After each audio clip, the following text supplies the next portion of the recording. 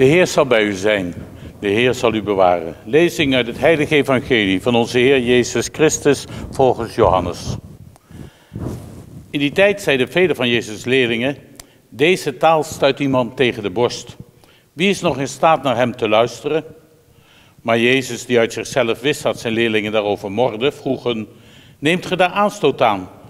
Als gij dan de mensenzoon ziet opstijgen naar waar hij vroeger was? Het is de geest die levend maakt. Het vlees is van geen nut. De woorden die ik tot u gesproken heb, zijn geest en leven. Maar er zijn er onder u die geen geloof hebben. Jezus wist inderdaad vanaf het begin af al wie het waren die niet geloofden en wie hem zou overleveren. Hij voegde er nog aan toe: en daarom heb ik u gezegd dat niemand tot mij kan komen als het hem niet door de Vader gegeven is. Ten gevolge hiervan trokken velen van zijn leerlingen zich terug, verlieten zijn gezelschap. Waarop Jezus aan de 12 vroeg: willen jullie soms ook weggaan? Simon Petrus antwoordde: Heer, naar wie zouden we gaan? Uw woorden zijn woorden van eeuwig leven.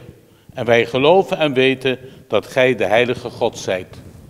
Woord van de Heer. Wij danken God.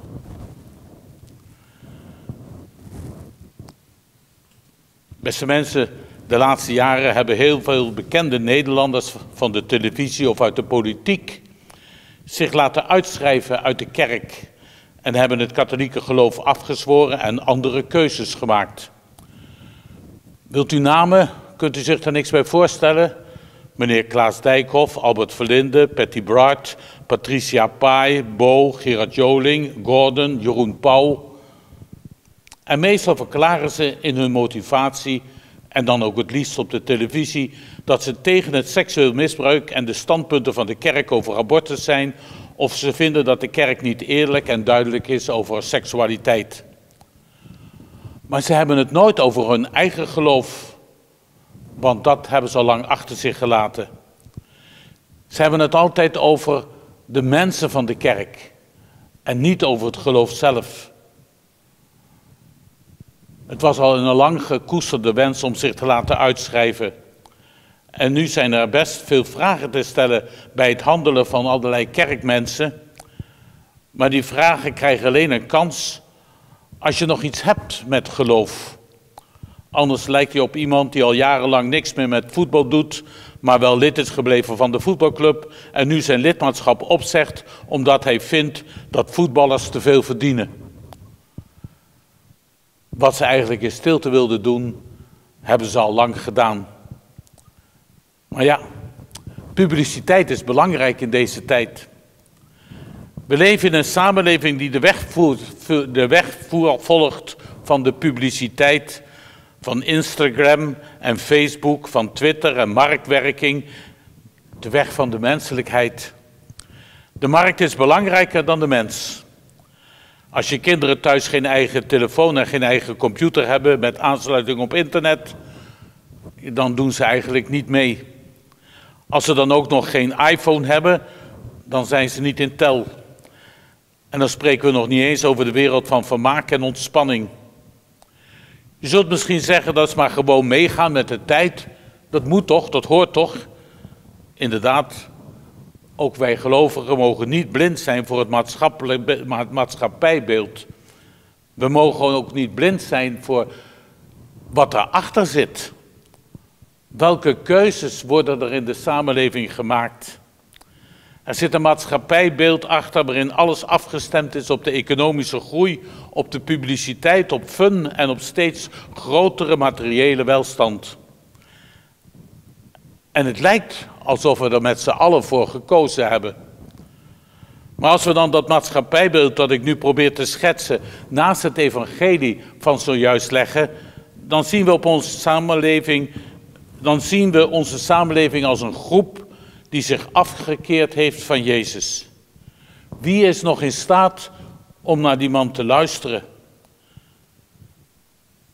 Het zijn woorden van geest en leven, maar spreken die de mens in deze tijd nog aan? Een samenleving die zich nog alleen interesseert voor brood en spelen, staan die open voor geest en leven? Er is hier en daar nog wel een idealist die het allemaal anders wil. maar die komt vaak alleen te staan. De bittere vraag van Jezus in het evangelie van vandaag, willen ook jullie weggaan, is ook tot ons gericht. Leven in geloof vraagt een voortdurende keuze, soms in kleine, soms in grote dingen. Christen zijn is meer dan gebed en sacramenten. Het is een manier van leven en soms ook tegen de stroom invaren. En om dat te kunnen hebben christenen elkaar nodig. Met elkaar een andere mentaliteit scheppen. Dat is kerk zijn. In alle evangelies horen we dat Jezus verbazing en verzet oproept. Dat verzet heeft te maken met het feit dat God een menselijke gestalte heeft aangenomen in Jezus. En dat de volgelingen ook maar gewone mensen zijn met vallen en opstaan. Dat tast volgens sommigen de verhevenheid van God aan. Dat maakt God te gewoon en te dichtbij. Geloven, christelijk geloven, is dus een keuze voor de gewoonheid en de nabijheid van God. En dat is niet vanzelfsprekend. Het heeft ook gevolgen. De kerkgemeenschap heeft vaak hele menselijke trekken. Daar ontkomen we niet aan. Is Jezus diegene die we willen volgen met alle consequenties van dien? Eerlijk zijn, jezelf ten dienste stellen aan de ander die dat nodig heeft. Trouw blijven aan je gezin, aan je man, je vrouw, die elkaar respecteren, elkaar liefhebben. Het is helemaal allemaal geen kwestie van gaan we linksom of gaan we rechtsom. De keuze van Jezus houdt een radicale keuze in. Zijn wij, ben ik, bereid om hem te dienen met alle beperkingen en tekortkomen die ik al bij mezelf ervaar? Of geef ik gehoor aan andere stemmen, andere verleidingen, andere goden die dagelijks op ons pad komen en verdwijnt onze God, de Vader van onze Heer Jezus, op een soort achtergrond? Beste mensen, we zijn hier, zoals we hier bij elkaar zijn, allemaal leerlingen van Jezus. Laten we ons aansluiten bij Petrus. Soms is dat door allerlei omstandigheden een moeilijke keus. Dat was het ook voor Petrus. En maar zeggen we hem dan ook na: Heer, naar wie zouden wij anders gaan? Want wij geloven dat u woorden heeft van leven, eeuwig leven. Amen.